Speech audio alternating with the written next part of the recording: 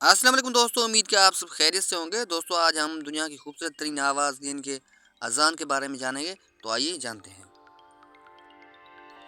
رسول صلی اللہ علیہ وسلم نے فرمایا، جو جن انسان یا کوئی بھی چیز مؤذن کی آواز کی انتہا کو سنتے ہیں، روز قیامت تو اس کے حق میں گواہی دیں گے۔ جب نماز کے لیے پکارا جاتا ہے تو آسمان کے دروازے کھول دیے جاتے ہیں اور دعا قبول کی جاتی ہے۔ حضرت محمد صلی اللہ علیہ وسلم نے فرمایا، جب اذان دی جائے تو ہر کام چھوڑ دو، یہاں تک کہ قرآن پڑھنا بھی۔ جو شخص اذان کے درمیان بات کرتا ہے تو موت کے وقت اسے کلمہ نصیب نہیں ہوگا۔ اس کو ایک دوست تک ضرور پہنچانا، کیونکہ اچھی بات بتانا بھی صدقہ ہے۔ آج کل ہم اذان سنتے نہیں، صرف اس کے ختم ہونے کا انتظار کرتے ہیں۔ اللہ ہمیں اذان سننے، اس کا جواب دینے اور اس پر نماز باجماعت ادا کرنے کی توفیق عطا فرمائے۔ آمین ثم آمین یا رب العالمین۔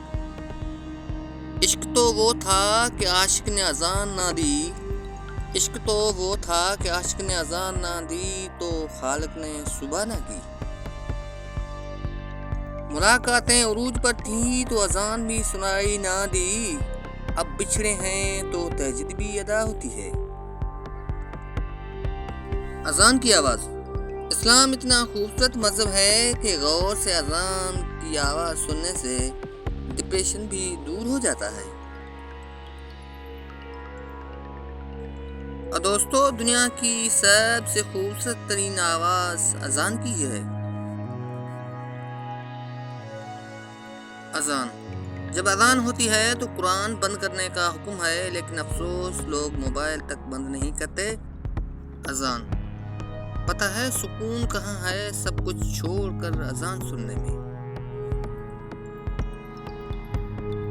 اور کچھ اذان ایسی بھی ہوتی ہیں، زندگی اس اذان سے شروع ہوتی ہے جس کی نماز نہیں ہوتی، اور اس نماز پر ختم ہوتی ہے جس کی اذان نہیں ہوتی۔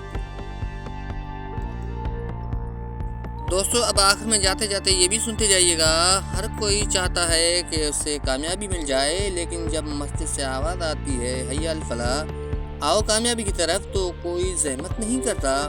جس چیز کو انسان ساری زندگی ہر جگہ تلاش کر رہا ہے، وہ خود اسے اپنے طرف بلا رہی ہے۔